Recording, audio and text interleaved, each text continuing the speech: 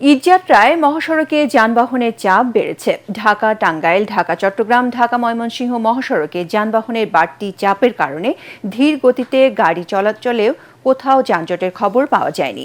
এদিকে পদ্মা সেতু হয়ে নির্বিঘ্নে বাড়ি ফিরছেন দক্ষিণবঙ্গের ২১ জেলার মানুষ। ঈদযাত্রা নিরাপদ ও নির্বিঘ্ন রাখতে সতর্ক অবস্থানে রয়েছে আইনশৃঙ্খলা বাহিনী।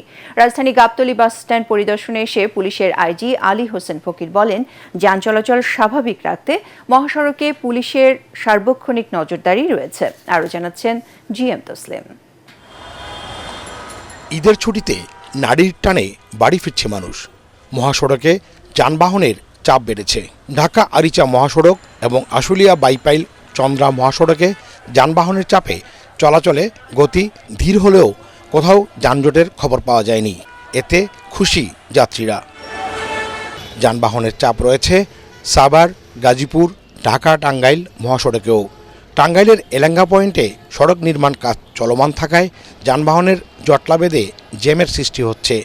চালকরা বলছেন, গুরুত্বপূর্ণ পয়েন্টগুলোতে পুলিশের নজরদারি প্রয়োজন। রাস্তাও ক্লিয়ারই আছে, কিছু ক্ষেত্রে একাটুক জ্যাম আছে, কিন্তু রাস্তা ক্লিয়ার। রাস্তাঘাটে পুলিশ প্রোটেকশন ভালো তুলনামূলকভাবে, এই জন্য এবার আশা করা যাচ্ছে রাস্তাঘাটে যানজট হবে। এলাকা ছাড়া সারা রাস্তায় ক্লিয়ার আছে।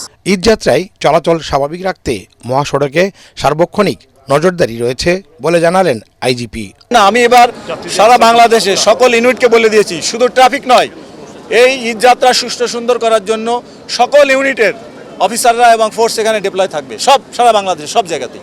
ঢাকা মাওয়া এক্সপ্রেসওয়ে দিয়ে পদ্মা সেতু পারাপার হয়ে দক্ষিণবঙ্গের ২১ জেলায় মানুষ নির্বিঘ্নে বাড়ি ফিরছেন। আশা করা যায় অনেক আগে থেকে তো জ্যাম অনেক কম পাওয়া যায়। অনেক আগে 5 ঘন্টা 6 ঘন্টা জ্যাম থাকবে, এখন তো 2 ঘন্টা 3 ঘন্টা এরকম জ্যাম কাটাতে হয়। জনপ্রতিনিধি যারা আছেন তাদেরকে এটা আগে থেকে একটা প্ল্যান করে যদি ব্যবস্থা নেওয়া হয় তাহলে যানজটটা এতটা হয় না। এইদিকে ঢাকা চট্টগ্রাম মহাসড়কেও স্বাভাবিক সময়ের চেয়ে কয়েক গুণ বেশি গাড়ির চাপ বাড়লেও এখন পর্যন্ত যানজটের খবর মেলেনি। GM Taslim, ATN Bangla, Dhaka.